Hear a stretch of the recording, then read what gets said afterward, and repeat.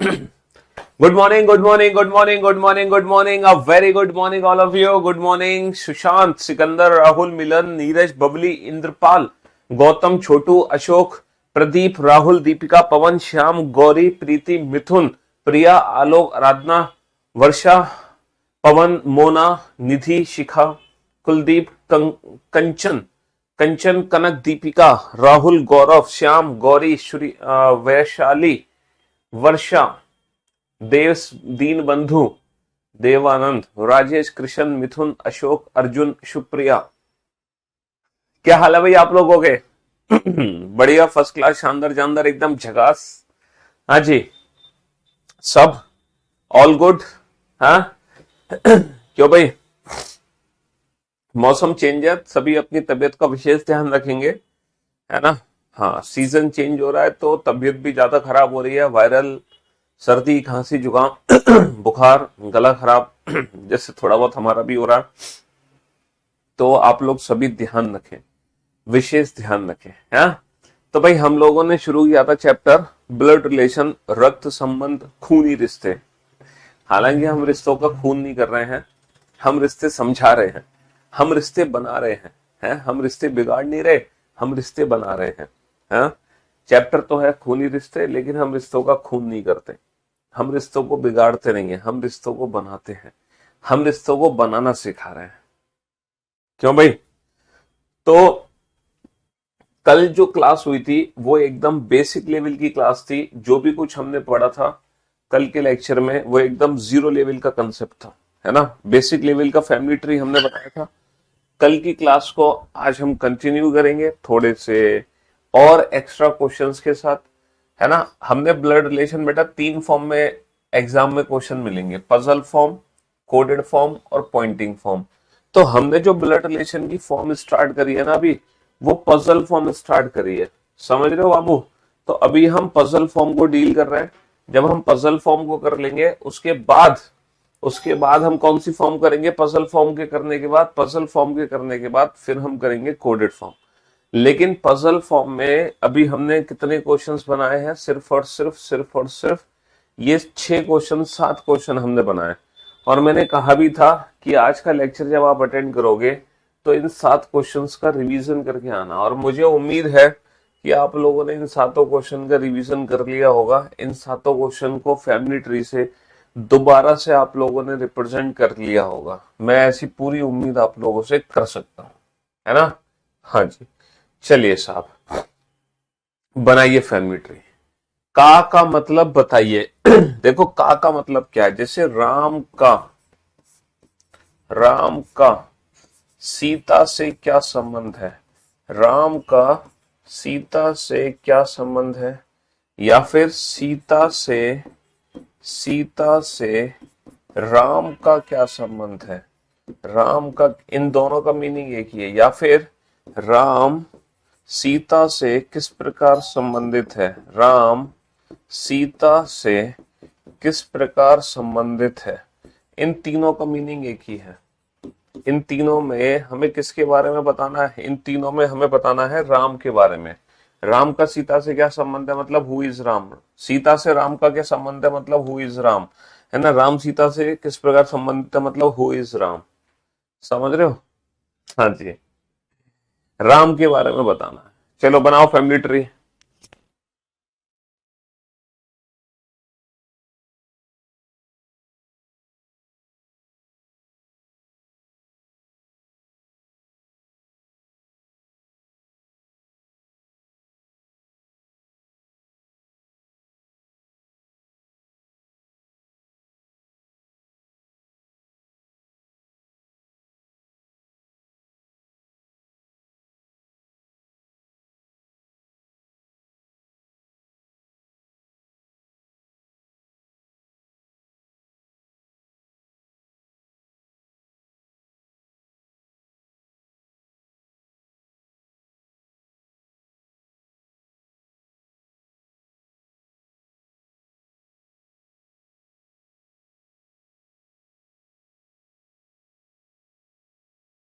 Question की PDF बेटा practice set में मिल जाएगी आपको।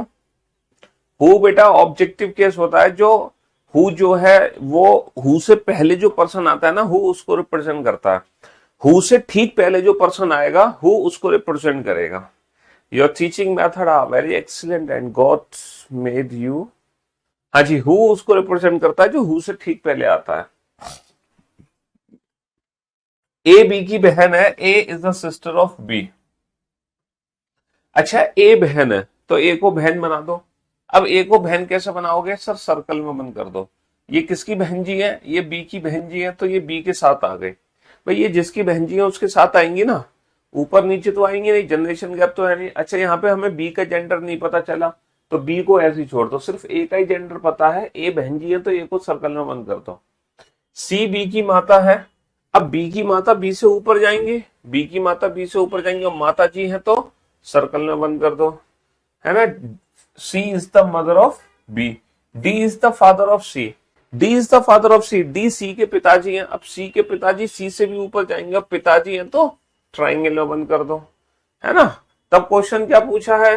तब ए का डी से क्या संबंध है, ए का डी से क्या संबंध है? तो किसके बारे में बताना हमें? ए के बारे में बताना। Then how is A related to D? Then how is A related to D? तो इसकी बेटी की बेटी, बेटी की बेटी कौन हो गई? बेटी की बेटी हो गई ग्रैंड डॉटर। बेटी की बेटी कौन हो गई? ग्रैंड डॉटर, है ना। केवल क्वेश्चन की ही पीडीएफ है बेटा, प्रैक्टिस सेट्स नोट्स के सेक्शन में। F is the brother of A, F is the brother of A, F A का भाई है। F is the brother of A तो एफ को भाई साहब बना दो। ये किसके भाई साहब है? ए के, तो ए के साथ बना दो। सी इज द डॉटर ऑफ ए, सी किसकी बेटी है? ए की, ए की बेटी ए से नीचे आ जाएगी और बेटी है तो सर्कल में आ जाएगी। के is the sister of F, के किसकी बहन है? एफ की बहन, एफ की बहन जी एफ के साथ आएंगी और बहन जी है तो सर्कल में बंद कर दो। जी इज द ब्रदर ऑफ सी, जी के भाई साहब, है ना। जी इज द ब्रदर ऑफ सी, जी किसके भाई साहब है? सी के, सी के भाई साहब इसी के साथ आएंगे और ये भाई साहब है तो त्रिभुज में बंद कर दो। Who is the uncle of G, G के अंकल कौन है? देखो जी के अंकल कभी भी सी नहीं हो सकती क्योंकि जी की बहन है सी। जी के अंकल ए नहीं हो सकते, क्यों?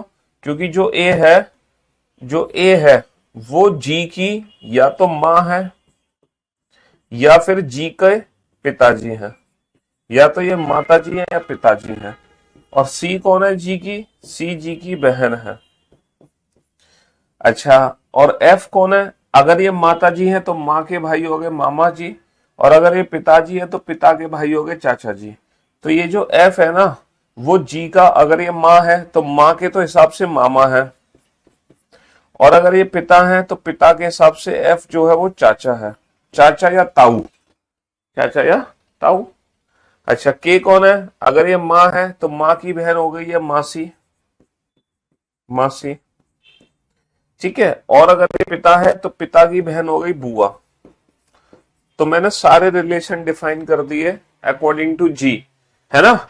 जी के हिसाब से ये इसकी बहन है, ये इसकी माँ पिता है, ये चाचा मामा है और ये बुआ मौसी है। तो हमसे पूछा who is the uncle of G, G के अंकल हमेशा एफ ही होंगे किसी भी कीमत पे, चाहे ए का जेंडर कुछ भी हो, इससे फर्क नहीं पड़ता।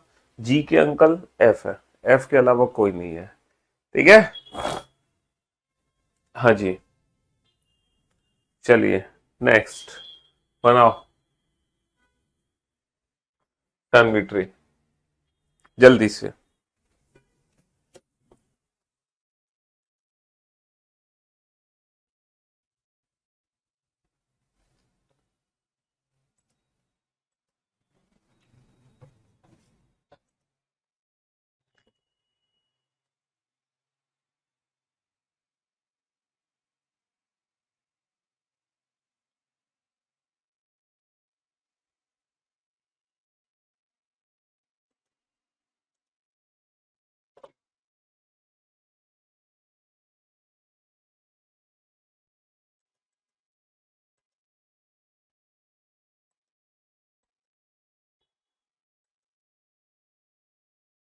बनाओ फटाफट से।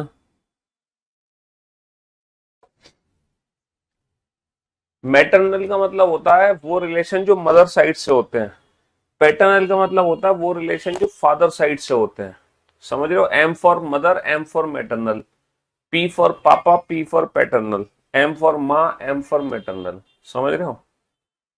तो मैटरनल अंकल में मामा भी हो सकते हैं और मैटरनल अंकल में मौसा जी भी हो सकते हैं। पैटर्नल अंकल में चाचा भी होते हैं वैसे तो बाय डिफॉल्ट, लेकिन फूफा जी भी पैटर्नल अंकल ही हो गए, है ना। हाँ जी। और जैसे जैसे कहते जाए वैसे वैसे फैमिली ट्री बनाते जाओ, ज्यादा दिमाग लगाने की जरूरत नहीं है ना। बहुत बेसिक फैमिली ट्री आपको बनाना है, बहुत एक्स्ट्रा एफर्ट की आपको जरूरत नहीं है, बिल्कुल भी एक्स्ट्रा एफर्ट की जरूरत नहीं है। बहुत बेसिक फैमिली ट्री आपको बनाना है, एकदम बेसिक, समझ रहे हो। हाँ, ज्यादा एक्स्ट्रा एफर्ट मत डालो।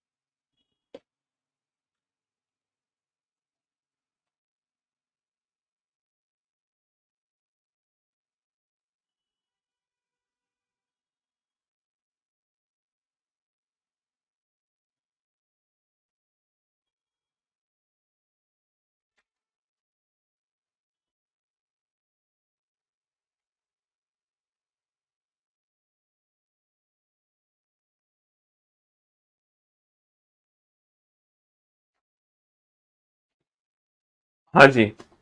अच्छा, कल जब आप फैमिली ट्री बना रहे थे तो थोड़ा सा समय लग रहा था, लेकिन आज आप फैमिली ट्री ना बहुत जल्दी बना पा रहे होंगे, है ना। हाँ जी। ए बी का पिता है, A is the father of B, B के पिताजी बी से ऊपर आएंगे, पिताजी है तो ट्राइंगल में बंद कर दो। सी बी की पुत्री है, बी की पुत्री बी से नीचे आएगी, पुत्री है तो सर्कल में बंद कर दो। डी बी का भाई है, भाई बी का भाई तो बी के साथ ही आएगा और भाई है तो ट्राइंगल में बंद कर दो। ई ए का पुत्र है, ए का पुत्र तो ए से नीचे आएगा और पुत्र है तो ट्राइंगल में बंद कर दो। तो सी और ई के बीच में क्या संबंध है, तो सी और ई के बीच में क्या संबंध है, जो सी है ना, या तो इसकी बहन की बेटी है, तो बहन की बेटी कौन होगी, भांजी, और ये हो जाएगा फिर मामा। अगर ये बहन है तो बहन का भाई हो गया मामा और ये बहन की बेटी हो गई भांजी। बट अगर ये भाई है, इसका भाई है, तो भाई की बेटी कौन होगी, भाई की बेटी होगी भतीजी, और ये इसके पिता का भाई हो जाएगा फिर चाचा। तो यानी कि सी और ई का जो संबंध है या तो भांजी मामा का संबंध है या भतीजी चाचा का संबंध है। सॉरी, यानी कि niece and uncle, niece and uncle, भतीजी और चाचा या भांजी या मामा। भाई नीस और अंकल, नीस, है ना, नीस और अंकल, नीस और अंकल, ठीक है जी। हाँ जी। Next, C is the wife of B, C किसकी पत्नी है, बी की। तो सी पत्नी है तो बेटा सी महिला है, और मैंने क्या बताया था, महिला को किसमें बंद कर दो, सर्कल में। अरे ये किसकी पत्नी है, बी की, तो इनकी शादी करानी है, शादी कराने का मतलब प्लस साइन, प्लस साइन। और ये किसकी पत्नी है, बी की, तो प्लस बी, और बी कौन हो गए, इनके पतिदेव यानी कि ट्रायंगल। जिस बच्चे ने कल का लेक्चर अटेंड नहीं किया था, पहले वो कल का लेक्चर जरूर देखें, क्योंकि कल की क्लास में मैंने समझाया है कि ये बेसिक फैमिली ट्री बनाना कैसे है, ठीक है। आप डायरेक्ट आज देखोगे क्लास को, थोड़ा कंफ्यूजन होगा। E is the son of C, E किसका बेटा है, सी का। तो सी का जो बेटा है सी से नीचे आएगा, क्योंकि अकॉर्डिंग टू जनरेशन गैप हम ऊपर नीचे रखते हैं, और क्योंकि ये बेटा है तो ट्राइंगल में बंद कर दो, क्योंकि जो भी मेल है वो ट्राइंगल, जो फीमेल है वो सर्कल, ठीक है। अगला, A is the brother of B, A is the brother of B, बेटा बी का भाई बी के साथ आएगा, और भाई है तो ट्राइंगल में बंद कर दो, भाई है तो ट्राइंगल बंद कर दो। And father of D. अच्छा, ये जो एंड वर्ड है ये किसको रिप्रेजेंट करेगा, ये ए को रिप्रेजेंट करेगा। अभी मैं आपको समझाऊंगा कि ये जो कंजंक्शंस हैं, ये जो रिलेटिव प्रोनाउन है, ये यूज कैसे होते हैं। फिलहाल यहाँ पे A is the father of D, A D का पिता है, ए किसका पिता है, डी का, एंड इज द और ठीक है, ए बी का भाई है, ए बी का भाई है और डी का पिता है, तो ये जो और वर्ड है ये किसको रिप्रेजेंट करेगा, ये ए को रिप्रेजेंट करेगा, यानी कि ए डी का पिता है, और ए किसका भाई है, बी का, ए किसका पिता है, डी का। तब ई का डी से क्या संबंध है, then how is E related to D, यानी कि हु इज ई, हमें बताना है हु इज ई। तो इसके पिता, पिताजी के भाई हो गए, इसके चाचा, चाचा का बेटा हो गया इसका चचेरा भाई, चचेरा भाई यानी कि कजिन, है ना, चचेरा भाई यानी कि कजिन, चचेरा भाई यानी कि कजिन, ठीक है, हाँ जी, option D is the right answer. अच्छा, आप लोगों को मैं थोड़ी सी ना इंग्लिश ग्रामर पढ़ाता हूँ, इंग्लिश ग्रामर आप लोगों ने पढ़ी नहीं है ना, मैं थोड़ी सी ना इंग्लिश ग्रामर आपको पढ़ाता हूँ। A is a brother of B, A is the brother of B and D is the father of C, and D is the father of C. थोड़ी सी ना इंग्लिश ग्रामर पढ़ लो। ए बी का भाई है, ए बी का भाई है और डी सी का पिता है, और डी सी का पिता है, ठीक है। एक और सेंटेंस है हमारे पास, A is a brother of B and is the father of C, and is the father of C, ठीक है। मैं 3 कथन लिखूंगा और तीनों का मीनिंग अलग अलग है। ए बी का भाई है और तीनों दिखने में एक जैसे हैं, ए बी का भाई है, बस इंग्लिश ग्रामर आपको यहाँ पे समझनी है।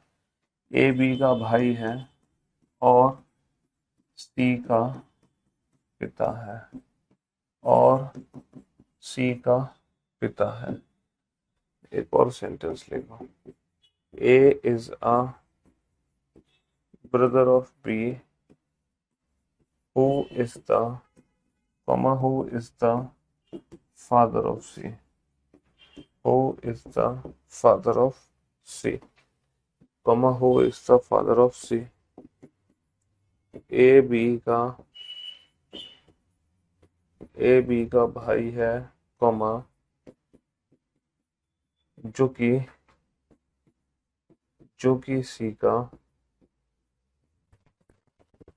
सी का पिता है। हाँ जी, तो ये 3 कथनों को लिख लो आप लोग। ये तीनों ही कथन का जो मीनिंग है ना वो अलग अलग है, इन तीनों ही कथन का मीनिंग अलग अलग है। सबके कमेंट्स आते हैं भाई, सबके। इसको ना कंजंक्शंस बोलते हैं, इनको रिलेटिव प्रोनाउन बोलते हैं, क्योंकि अगर हमें इन कंजंक्शंस का मीनिंग नहीं पता होगा ना, अगर हमें रिलेटिव प्रोनाउन का मीनिंग नहीं पता होगा तो ना तो सिटिंग अरेंजमेंट का कोई क्वेश्चन बना पाएंगे, ना पजल का कोई क्वेश्चन बना पाएंगे, क्योंकि सिटिंग अरेंजमेंट चैप्टर और पजल चैप्टर में तो ये बहुत यूज होते हैं, बहुत हद से ज्यादा। मतलब समझ लो सिटिंग अरेंजमेंट और पजल चैप्टर के सारे सेंटेंसेस इन्हीं से ही स्टार्ट होते हैं। हर सेंटेंस में हु एंड ये सारे वर्ड्स यूज होते हैं हर सेंटेंस में, समझ रहे हो मेरी बात? हाँ जी। तो ए बी का भाई है और डी सी का पिता है, ये तो बड़ा आसान है। बेसिकली ये जो लिखा हुआ है ना, ये 2 अलग अलग कथन है। यहाँ पे जो एंड वर्ड है ना, यहाँ पे जो और वर्ड है, वो बेसिकली रिप्रेजेंट कर रहा है फुल स्टॉप को। ये फुल स्टॉप को रिप्रेजेंट करेगा विराम को, ये किसको रिप्रेजेंट कर रहा है, विराम। यानी कि ये 2 अलग अलग वाक्य है। ए बी का भाई है, एक वाक्य है A is a brother of B, और दूसरा वाक्य है डी सी का पिता है, और ये अलग वाक्य है D is the father of C. There are 2 different statements, A is a brother of B and D is the father of C, and D is the father of C. There are 2 individual statements. लेकिन यहां पर क्या है, A B का भाई है और सी का पिता है। यहां पे जो और वर्ड है ना, यहां पे जो एंड वर्ड है, ये काम कर रहा है कंजंक्शन का। ये 2 अलग अलग कथन नहीं है, ये 2 अलग अलग कथन थे, लेकिन दोनों को जोड़कर एक ही कथन बना दिया गया। यहां पर जो और वर्ड है ना, ये कंजंक्शन का काम कर रहा है, ये फुल स्टॉप का काम नहीं कर रहा है। ये सिंगल स्टेटमेंट है कि ए बी का भाई है, A is a brother of B, A is a brother of B, A B का भाई है और सी का पिता है। तो ये जो और वर्ड है ना बेटा, ये रिप्रेजेंट करेगा हमेशा फर्स्ट पर्सन को, यानी कि सब्जेक्ट को। A is the brother of B and is the father of C, and किसको रिप्रेजेंट करेगा? फर्स्ट पर्सन को।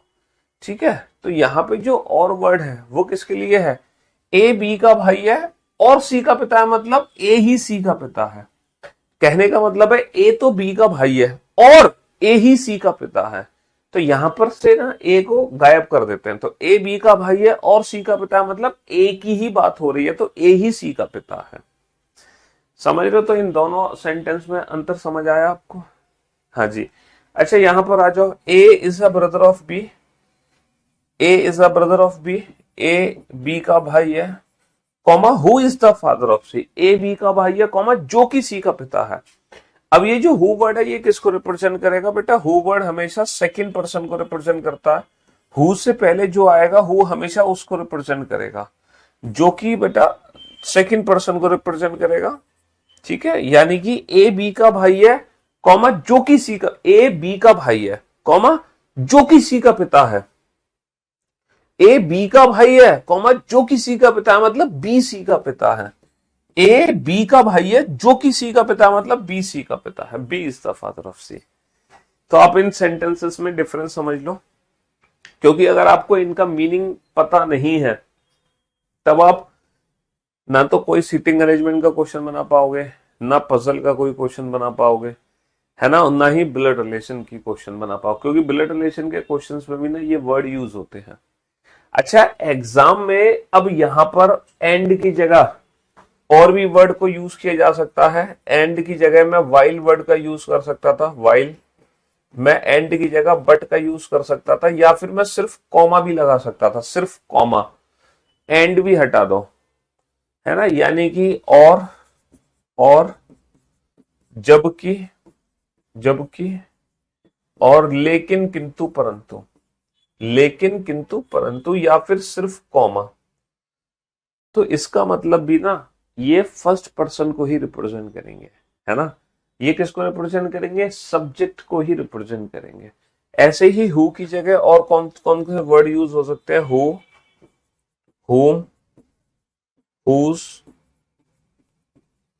और डेट और विच, ये सारे वर्ड हैं जो सेकंड पर्सन को रिप्रेजेंट करते हैं, है ना, है ना, जो कि, जिसकी, जो कि जिस, जो कि जिसकी जिसमें, जो कि जिसकी जिसमें, है ना। हाँ जी।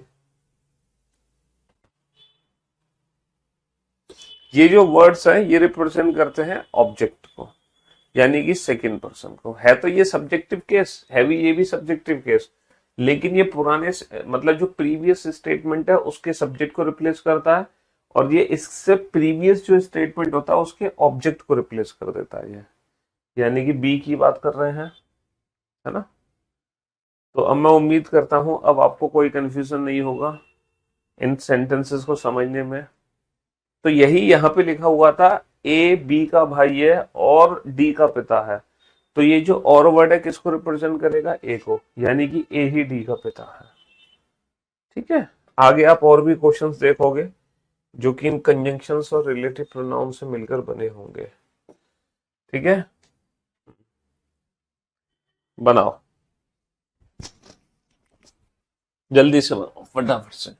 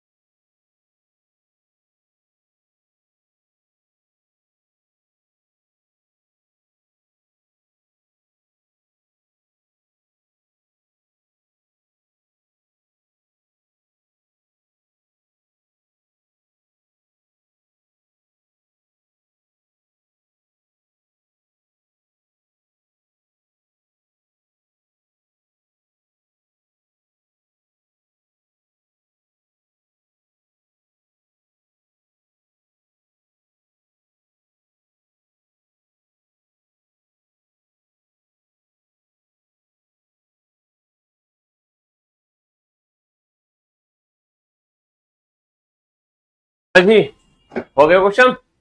चलिए साहब, एम पी का पुत्र है, M is the son of P.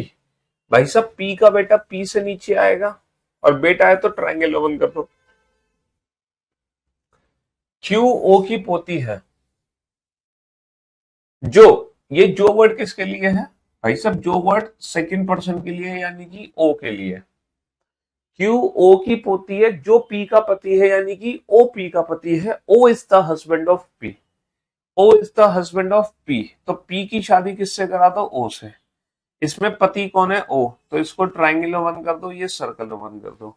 And Q O की पोती है, भैया ओ की पोत, अच्छा क्यू ओ की पोती है, इसको बनाओ मत, इससे कोई लेना देना नहीं है, क्वेश्चन यही सॉल्व हो गया।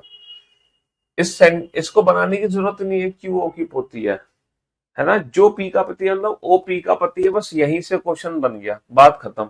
तो एम का ओ से क्या संबंध है, तो एम का ओ से क्या संबंध है, then how is M related to O. तो एम कौन है, ओ का, एम कौन है, ओ का बेटा, है ना। हाँ जी, थैंक यू सर। पढ़ाते सब, लेकिन आपके जैसा कोई एक्सप्लेन नहीं करता। Thank you so much. ठीक है जी, चलिए next. X and Y are brothers, X and Y are brothers, X और वाई दोनों भाई भाई हैं। X and Y are brothers, X और वाई दोनों भाई भाई हैं। ठीक है, बहुत बढ़िया। R is the father of Y, देखो आर अगर वाई का पिता है तो एक्स का भी पिता होगा, दोनों का ही पिता होगा ना आर। अगर भाई साहब वाई का पिता है तो एक्स का भी होगा। S is the brother of T, S किसका भाई है, टी का। एंड मैटरनल अंकल ऑफ, अच्छा ये जो एंड वर्ड है ये किसको रिप्रेजेंट करेगा, तो यहां पर जो एंड वर्ड है वो फर्स्ट पर्सन एस को रिप्रेजेंट करेगा। S is the maternal uncle of x, S x का मामा है, इसके मामा बनाने हैं। एक्स के मामा कैसे बनाओगे ये बताओ, इसके मामा कैसे बनाओगे, एस जो है एक्स का मामा, इसके मामा कैसे बनाओगे, सर इसकी मम्मी का भाई, इसकी मम्मी कैसे बनाओगे, इसकी पिता की पत्नी, है ना, तो इसकी मम्मी, और मम्मी के जो भाई साहब होंगे वो होंगे इसके मामा। तो जो एस है वो एक्स का मामा बन गया। देखो एक्स और वाई दोनों भाई थे, है ना, और वाई का पिताजी कौन है, आर, और इसके मामा जी कौन है, एस। इसके मामा तब बनेंगे जब इसकी मम्मी बनेगी, और मम्मी के भाई बनाओगे तभी मामा को रिप्रेजेंट करोगे। ठीक है, मम्मी के भाई बनाओगे तभी तो मामा को रिप्रेजेंट करोगे। देश के टीचर कैसे हो, पीयूष सर जैसे हो। हाँ जी, अब यहां पर एक चीज को ध्यान से सुनना, आर का वाइफ के भी मतलब, अब एक चीज ध्यान से सुनना, एस जो है वो टी का भाई है, ये अभी तक हमने बनाया नहीं है। हमने देखो एक्स और वाई को भाई बना दिया, देखो हमने क्या क्या बनाया, हमने एक्स और वाई को भाई बना दिया, बहुत बढ़िया। हमने आर को, हमने आर को वाई का पिता बना दिया, बहुत बढ़िया। हमने हमने एस को एक्स का मामा बना दिया, हमने एक्स का मामा बना दिया एस को, ये भी बहुत बढ़िया। लेकिन हमने बस एक चीज अभी तक नहीं बनाई, क्या नहीं बनाई, एस टी का भाई है, हमने एस को टी का भाई नहीं बनाया। ये एस जो है वो किसका भाई है, टी का। अब यहां बहुत ध्यान से समझना बाबू, अगर एस टी का भाई है तो टी इसकी ये वाली बहन भी हो सकती है, या टी इसकी कोई दूसरी बहन भी हो सकती है। जरूरी थोड़ी है कि यही वाली बहन का भाई हो ये। भैया एस अगर टी का भाई है तो जरूरी थोड़ी है यही वाली बहन टी है, दूसरी बहन भी तो टी हो सकती है। और तो और दूसरा भाई भी टी हो सकता है भाई। एस टी का भाई है तो टी ये भी हो सकती है, टी ये भी हो सकती है, टी ये भी हो सकता है। There are three possibilities. Then how is T related to R, तब टी का आर से क्या संबंध है, तो भाई साहब टी आर की पत्नी भी हो सकती है, टी आर की पत्नी भी हो सकती है, टी आर की साली भी हो सकती है, टी आर की साली भी हो सकती है, और टी आर का साला भी हो सकता है। There are three possibilities. T R की पत्नी भी हो सकती है, टी आर की साली भी हो सकती है, और टी आर का साला भी हो सकता है। तो according to the given option, option B is the right answer. भाई ऑप्शंस के हिसाब से चलेंगे तो टी आर की पत्नी है, क्योंकि ना तो साली ना साला, ये ऑप्शन हमें दे नहीं रखा, तो फिर हम पत्नी ऑप्शन को चूज कर लेंगे। ठीक है जी। एक बच्चा कह रहा भाई, मतलब टी को आर का भाई बना दिया, बहुत बढ़िया। तुम सुपर से भी ऊपर हो भैया, हैं? अगर आप अब आप उदाहरण नाम नहीं देते, उदाहरण नाम बेटा ये तो बेसिक क्वेश्चन है, इन बेसिक क्वेश्चंस के लिए क्या उदाहरण नाम लोगे? थोड़ा सा क्वेश्चन का लेवल तो तगड़ा होने दो, तभी तो उदाहरण नाम देंगे आपको, है? ये तो बेसिक क्वेश्चन है। ठीक है, मैं बताऊंगा किस क्वेश्चन में आपको उदाहरण नाम मिलेगा। अभी नहीं मिलेगा उदाहरण नाम, आगे दूंगा मैं आपको उदाहरण नाम। ठीक है, शादी को बोलते हैं सिस्टर इन लॉ, साला को बोलते हैं ब्रदर इन लॉ।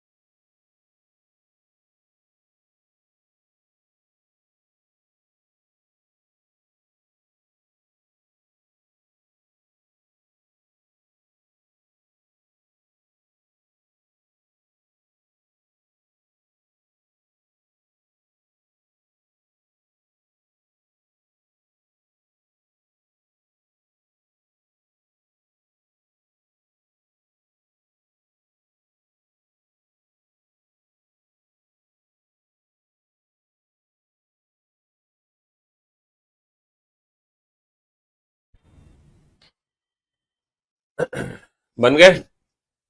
हाँ जी। तीनों ऑप्शन कैसे दे देगा बेटा? यदि पी क्यू का पति है और आर एस और क्यू की माता है। बाबू यहाँ पे जो और वर्ड है ना वो पी को रिप्रेजेंट नहीं करेगा, ये मत सोचना और पी को रिप्रेजेंट करेगा। ये जो और वर्ड है ना ये विराम को रिप्रेजेंट कर रहा है, फुल स्टॉप को। ठीक है, यहाँ पे जो और वर्ड है वो फुल स्टॉप, यानी कि ये वाक्य अलग है और ये पूरा वाक्य अलग है, ये दोनों वाक्य अलग अलग है। पी क्यू का पति है, तो क्यू, पी किसके पतिदेव हैं? क्यू के। ये पतिदेव है तो ट्राइंगल में, इनकी शादी किससे करा? तो क्यू के साथ। और आर जो है एस और क्यू की माता जी है। एस और क्यू की माता यानी कि एस और क्यू या तो दोनों बहनें हैं या भाई बहन है। इन दोनों की जो माता जी है वो कौन है? आर। माता है तो सर्कल में। तो आर से पी का क्या संबंध है? Then what is the relationship of R to P? अच्छा, इंग्लिश में क्वेश्चन कुछ और पूछा है, हिंदी में क्वेश्चन कुछ और पूछा है। हिंदी में क्या पूछा है? आर से पी का क्या संबंध है। हिंदी में पूछा है पी कौन है, आर से पी का क्या संबंध है, यानी पी कौन है? इसकी बेटी का पति यानी कि दामाद। तो अगर आप हिंदी में क्वेश्चन पढ़ रहे हो तो दामाद आंसर दोगे। और अगर आप इंग्लिश में पढ़ रहे हो what is the relationship of R to P, तो what is the relationship of R, तो इंग्लिश में ना आर के बारे में पूछा है कि आर कौन है? पी की, है ना? तो इसकी पत्नी की माँ हो गई सास। तो अकॉर्डिंग टू इंग्लिश आंसर होगा मदर इन लॉ और हिंदी के हिसाब से होगा दामाद। लेकिन दोनों का जो ऑप्शन दे रखा है वो ऑप्शन डी दे रखा है, मदर इन लॉ, और हिंदी में पढ़ोगे तो दामाद है। ए एक पुस्तक पढ़ता है, पढ़ने दो ए को पुस्तक, और जानता है कि उस पुस्तक के जो लेखक हैं वह उनसे परिचित है। अच्छा, लेखक कौन है? सी का चाचा। सी का चाचा लेखक बी है। अब सी के चाचा कैसे बनाओगे तुम ये बताओ? इसके चाचा है लेखक, इसके चाचा कैसे बनाओगे? सर इसके पिता के भाई बना दो, और यही है लेखक बी, यही है लेखक बी। अच्छा, ए की पुत्री सी है, सी किसकी पुत्री है? सी पुत्री है तो पहली बात तो सर्कल में आएगी। ये किसकी पुत्री है? ए की। अगर ये ए की पुत्री है, अगर ये ए की पुत्री है तो ए या तो इसके पिताजी हैं या फिर ए इसकी माता जी हैं।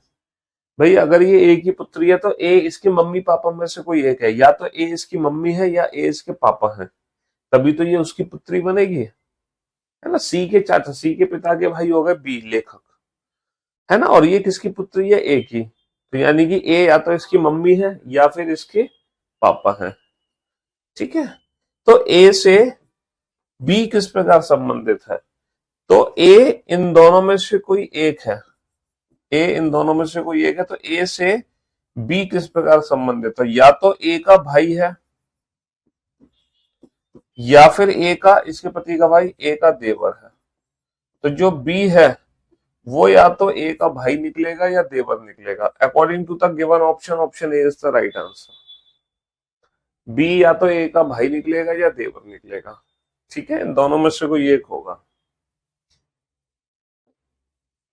चलिए, ये इजी सा क्वेश्चन है, बनाओ इस क्वेश्चन को फटाक से।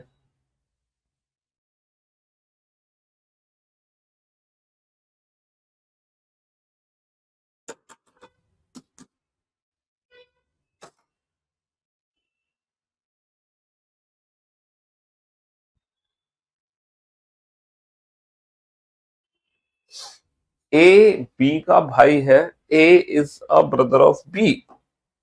ए ब्रदर है तो ए को ट्राइंगल वन कर दो, किसके भाई साहब है ये? बी के। बहुत बढ़िया। सी ए की माता है, ए की माता ए से ऊपर माता है तो सर्कल में वन कर दो।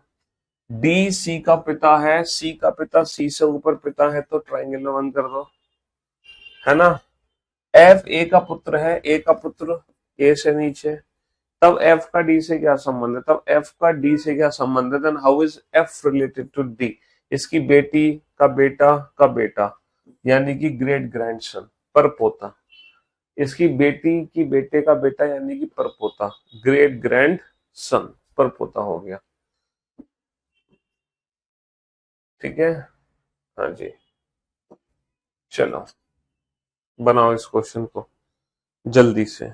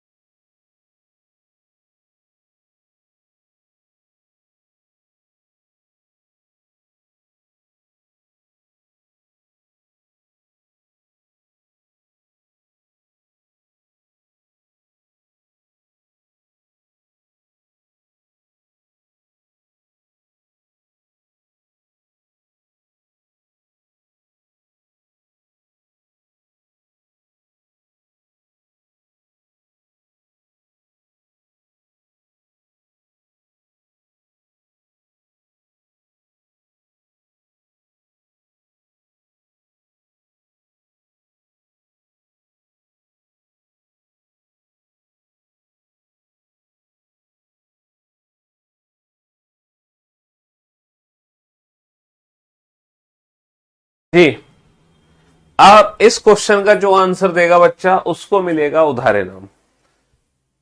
तो भैया सबसे पहले स्टूडेंट है गौरव, जिन्होंने इस क्वेश्चन का एकदम सही आंसर दिया है, और इनको मिलता है 51,000 रुपए का उधार इनाम।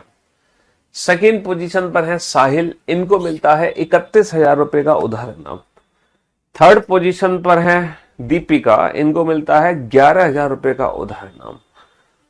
फोर्थ पोजीशन पर है वर्षा, इनको मिलता है 51,000 रुपए का उधार इनाम। फिफ्थ पोजीशन पर है करण, इनको मिलता है 3100 रुपए का उधार इनाम।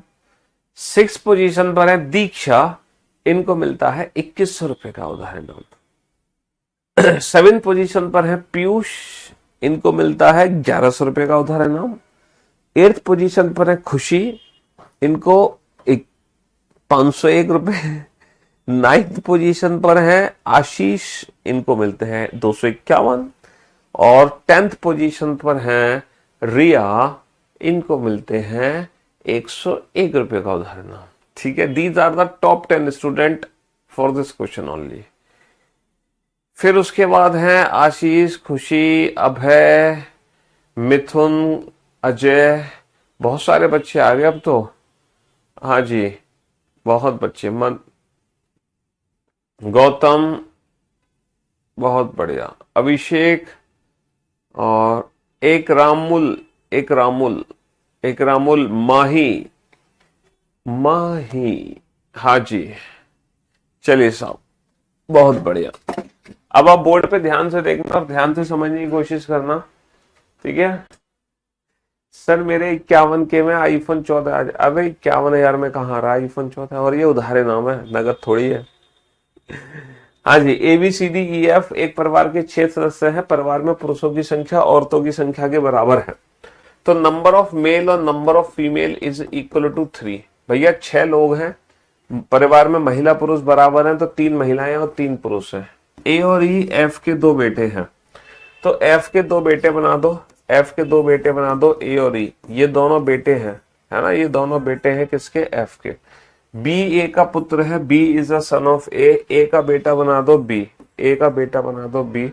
डी 2 बच्चों की माँ है, डी को माँ बना दो, है ना। माँ बनाने का मतलब इसको सर्कल में बंद करता हूं। और इसके कितने बच्चे हैं, 2 बच्चे हैं, एक लड़का और एक लड़की, तो एक लड़का बना दो इसका, एक लड़की बना दो इसकी, खत्म कहानी है। हाँ जी, अब आप बोर्ड पे ध्यान से देखना, 500 में कुछ नहीं आएगा बेटा। काबिलियत की अगर एक सिंगल पेन भी मिल जाता है ना, तो उसकी भी बहुत बड़ी कीमत होती है? आप 500 रुपए की बात कर रहे हो, एक लड़का और एक, हाँ हो गए, बस यही क्वेश्चन है। अब इसके आगे आपको कुछ नहीं करना, अब आप बोर्ड पे ध्यान से देखना और ध्यान से समझने की कोशिश करना। टोटल 6 मेंबर है, A B C D E F. अच्छा ये बताओ, ए कौन है, पुरुष, बी कौन है, पुरुष, ई कौन है, पुरुष। अच्छा परिवार में टोटल कितने मेल हैं, सर परिवार में टोटल 3 मेल हैं, और वो तीनों मेल ए बी और ई हमें पता चल चुके हैं। इसका मतलब 100% सी फीमेल है, डी फीमेल है और एफ फीमेल है। 100% बाकी तीनों फीमेल है, तो भैया एफ कौन है, एफ फीमेल है ना। एफ कौन है, ए और ई की माँ है, एफ कौन है, ए और ई की माँ। अच्छा ये बताओ, ये परिवार का मेल मेंबर है, और मेल परिवार में सिर्फ 3 है, ए बी और ई, तो ये 100% इन तीनों में से ही कोई एक है। भाई सीधी सी बात है, परिवार में जो मेल होंगे उन्हीं में से तो कोई एक होगा।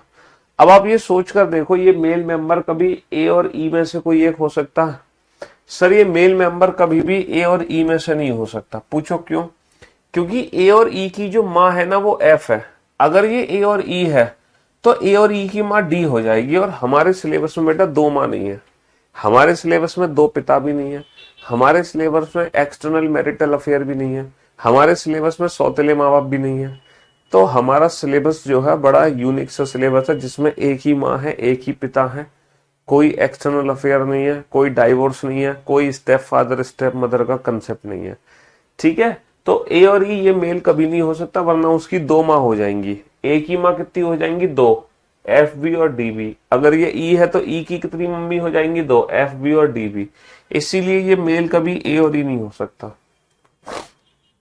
तो फिर 100% ये कौन है, 100% ये बी है, इसके अलावा ऑप्शन ही नहीं बचता।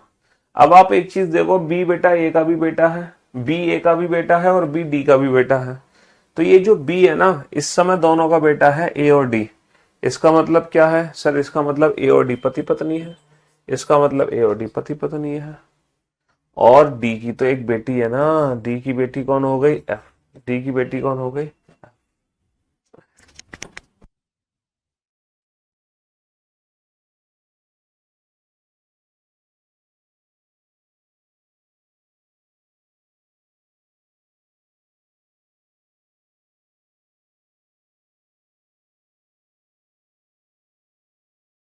हाँ जी, आई बात समझ। Then how is F related to A, sorry then how is, अरे ये एफ नहीं है, गलत बना दिया। मेंबर कौन बची, C. Then how is C related to A, तब सी का ए से क्या संबंध है। Then how is C related to A, तब सी का ए से क्या संबंध है, बेटी। एफ गलत बना दिया हमने, सी। एफ तो ऑलरेडी यहां पे थी ना, तो यहां पर जो बचा हुआ मेंबर है वो आएगा, और बचा हुआ मेंबर क्या है, सी। तो सी एक ही बेटी है। चलिए, एक परिवार में प्रत्येक बच्चे के कम से कम 4 भाई और 3 बहनें हैं, तब परिवार में बच्चों की न्यूनतम संख्या क्या होगी। जल्दी से बताओ फटाफट से। You are so good in reasoning, you are the best teacher in the entire surface of earth. Entire surface of earth.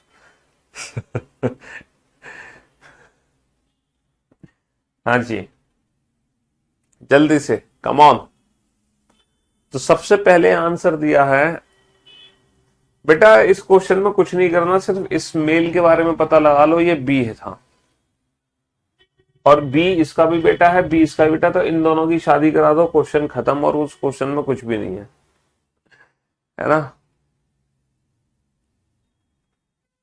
Come on, जल्दी से। सबसे पहला आंसर दिया है अभिषेक ने, कॉन्ग्रेचुलेशन अभिषेक, इस बार आपको मिलता है 51,000 रुपए का उधार इनाम।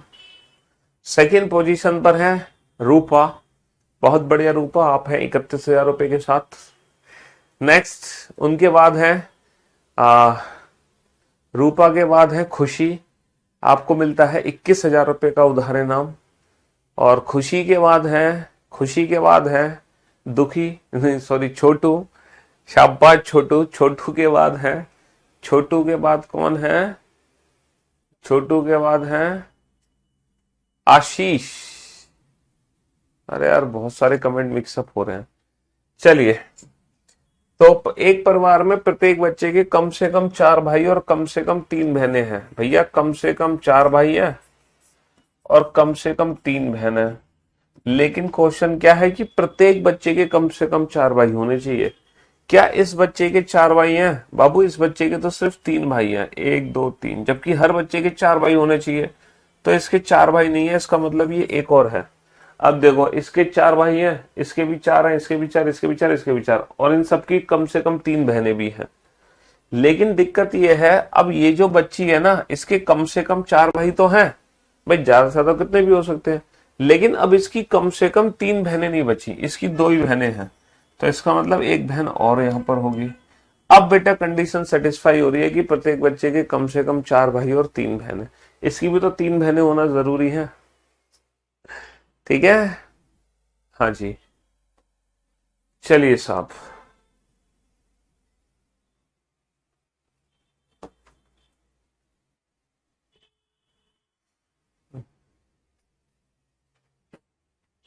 बनाओ इस क्वेश्चन को जल्दी से।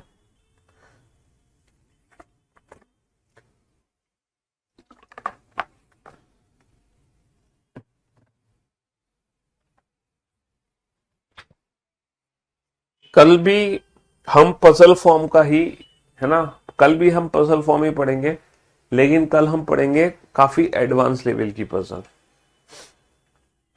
कल हम काफी एडवांस लेवल की पजल पढ़ने वाले हैं। ठीक है, हाँ जी,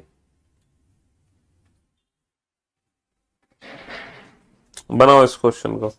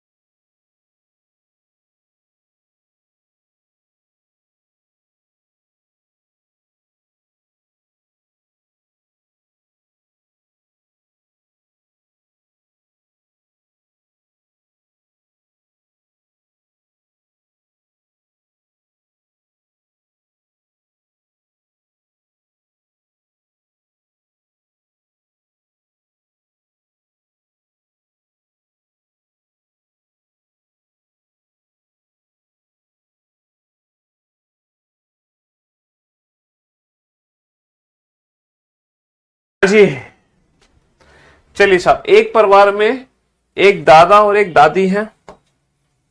सर ये परिवार है या जिला है? देखो परिवार ये, और ये एक बहुत छोटा सा परिवार है, बहुत छोटा सा परिवार। दादा दादी है ना, दादा दादी। तो एक बहुत छोटा सा परिवार हम ये बना लेते हैं दादा दादी का, ये परिवार होता है दादा दादी का। तो एक परिवार में दादा है दादी है। तो दादा है सर, ये दादा हो गए इनके, इसके दादा। दादी है सर, ये दादी हो गई इनकी। दो पिता है, दो पिता, एक पिता ये है एक पिता ये है। दो माताएं हैं, एक माता ये है एक माता ये है। परिवार में चार बच्चे हैं और तीन पोते पोती हैं। तीन पोते पोती का मतलब पता है क्या है? ये तीन पोते पोती हैं। और चार बच्चे कैसे हैं? तीन बच्चे ये और एक ये भी तो बच्चा है, इन दोनों का ये बच्चा, तो टोटल चार बच्चे हो गए। एक भाई और दो बहनें, यानी कि एक भाई है और दो बहनें हैं। दो बेटे हैं, हाँ सर ये दोनों बेटे हो गए। दो बेटियां हैं, हाँ सर ये दोनों बेटियां हो गई। एक सास है, ये रही सास इसकी। एक ससुर है, ये ससुर जी इसके। एक बहू है, ये बहू है परिवार में। तब परिवार में कुल कितने सदस्य हैं? अरे एक दो तीन चार पांच छह सात, देयर आर ओनली 7 मेंबर्स। सिर्फ 7 ही सदस्य हैं परिवार में, ज्यादा नहीं है। ओनली 7 मेंबर्स आर हियर, सिर्फ 7 सदस्य हैं। अब एक बेहतरीन क्वेश्चन आपके सामने पेश किया जा रहा है, और अगर आपने ये क्वेश्चन सॉल्व कर दिया है ना, अगर आपने क्वेश्चन सॉल्व कर दिया तो अभी तक जितने भी क्वेश्चन आपने बनाए हैं हमारी मेहनत वसूल हो जाएगी। ठीक है, हालांकि इससे भी एडवांस लेवल मैं कल शुरू करूंगा, लेकिन फिलहाल एक क्वेश्चन है, अभी तक जो भी कुछ आपने पढ़ा उसका टेस्ट है ये। ठीक है, चलिए यहाँ पे दो पॉसिबिलिटी बनेंगी, आप दोनों संभावनाओं को बना के चलोगे। मैं पहले ही बता देता हूं, दो पॉसिबिलिटी बनेंगी आर टी का। ठीक है, दो संभावनाएं आपकी बनेंगी, आप दोनों पॉसिबिलिटी को बना के चलना।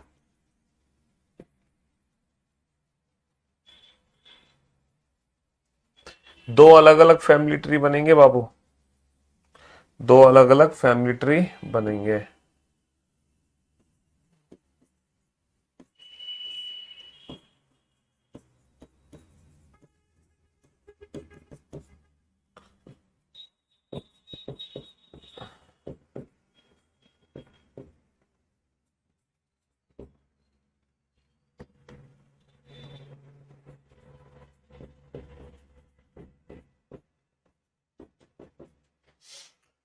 दो अलग अलग फैमिली ट्री बनेंगे, दोनों अलग अलग फैमिली ट्री को बना लेना। 20 बेटा, क्वेश्चन नंबर 20 तो मैंने कराया नहीं है, तो 20 समझ कहां से आएगा तुम्हें? ये तो 19 है। परिवार में देखो ये सब है, ये जो कैरेक्टर है ये दादा का भी कैरेक्टर है, ये पिता का भी कैरेक्टर है, ये ससुर का भी कैरेक्टर है। मतलब एक ही व्यक्ति मोर देन वन कैरेक्टर को प्ले कर रहा है। ठीक है, आप परिवार में भाई भी हो सकते हैं, आप परिवार के बेटे भी हो सकते हैं, आप परिवार के भतीजे भी हो सकते हैं, आप परिवार के, है ना, हाँ जी, चाचा भी हो सकते हैं। एक ही आदमी कई कैरेक्टर को प्ले करता है। बनाओ, ये है बढ़िया क्वेश्चन।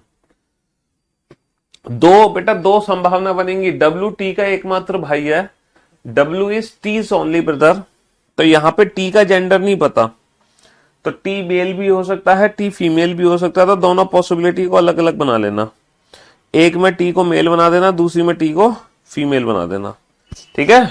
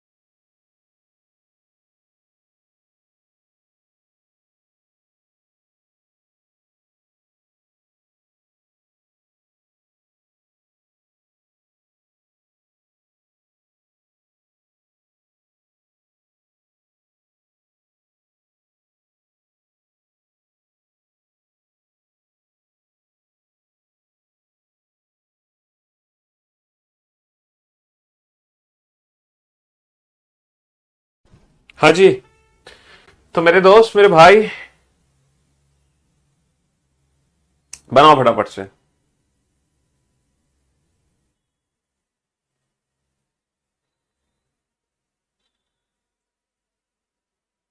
सब गायब, किसी का क्वेश्चन सॉल्व नहीं हुआ? हाँ,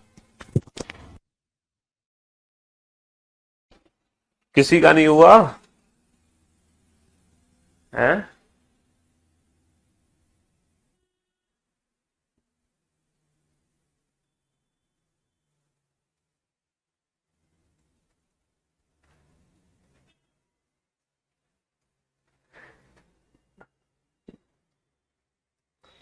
बनाओ बनाओ फटाफट से। डन।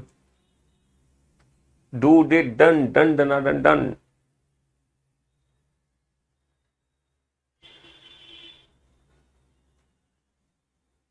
दो पॉसिबिलिटी बनेंगी, दो।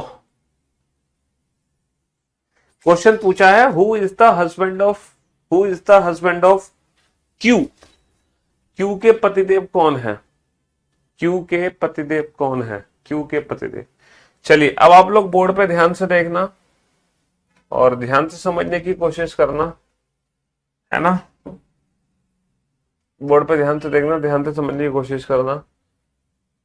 W is T's only brother. W T का एकमात्र भाई है। भैया डब्ल्यू भाई साहब है किसके? टी के। डब्ल्यू भाई साहब है। डब्ल्यू किसके भाई साहब है? डब्ल्यू किसके भाई साहब है? टी के। तो टी जो है फीमेल भी हो सकती है और टी जो है वो मेल भी हो सकता है। तो मैंने दोनों संभावनाएं अलग अलग बना दी। U is son of S. U किसका बेटा है? यू बेटा है एस का। S is son of P. S किसका बेटा है? एस बेटा है पी का।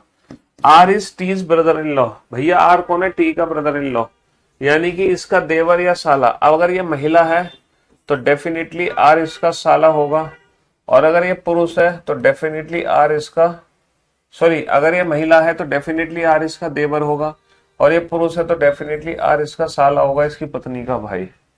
Q is mother of R. R की माता जी कौन है? आर की माता जी है क्यू। आर की माता जी क्यू है।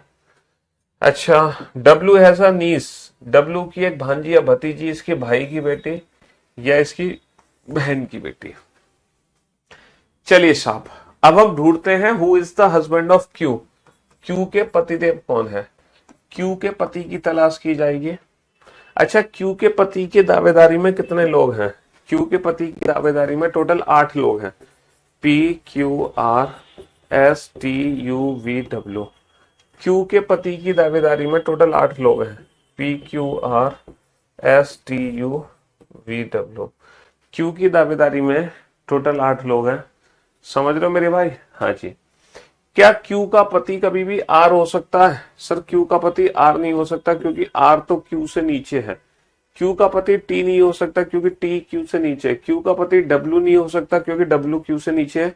क्यू का पति खुद क्यू नहीं हो सकता, है ना? सर क्यू का पति कभी भी आर नहीं हो सकता, क्योंकि आर तो नीचे है। क्यू का पति टी नहीं हो सकता, टी तो नीचे है। क्यू का पति डब्ल्यू नहीं हो सकता, डब्ल्यू तो नीचे है। और क्यू का पति खुद क्यू नहीं हो सकता। यानी कि कितने लोग बचे क्यू के पति की दावेदारी में? कितने लोग बचे क्यू के पति की दावेदारी में? 4। P S U V, P S U V. आगे बढ़ो। V is not Q's husband. Question में लिखा है V is not Q's husband. Q के पतिदेव वी नहीं है, क्यू के पतिदेव वी नहीं है। V is not Q's husband, तो वी को हटा दो। तो क्यू के पति की दावेदारी में कितने लोग बचे? 3 लोग बचे।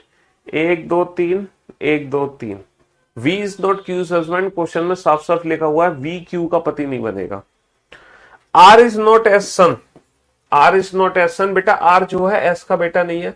अगर आर एस का बेटा नहीं है तो एस क्यू का पति नहीं हो सकता। अगर आर एस का बेटा नहीं है तो एस क्यू का पति नहीं हो सकता, तो एस को भी हटा दो। आर इज नॉट एस सन। अब बताओ क्यू के पति की दावेदारी में कितने लोग बचे? क्यू के पति की दावेदारी में 2 लोग बचे, या तो पी या यू। अगर यू बेटा क्यू का पति है तो बाबू यू से ऊपर एस आएगा, एस से ऊपर पी। यू से ऊपर एस, एस से ऊपर पी। कितने लोग हो गए? 1 2 3 4 5 6 7 8 9।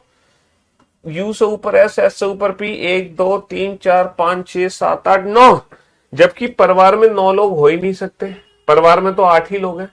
यानी कि क्यू का पति कभी भी यू भी नहीं हो सकता, क्यू का पति यू भी नहीं हो सकता। तो 100% क्यू का पति कौन बनेगा? क्यू का पति पी बनेगा।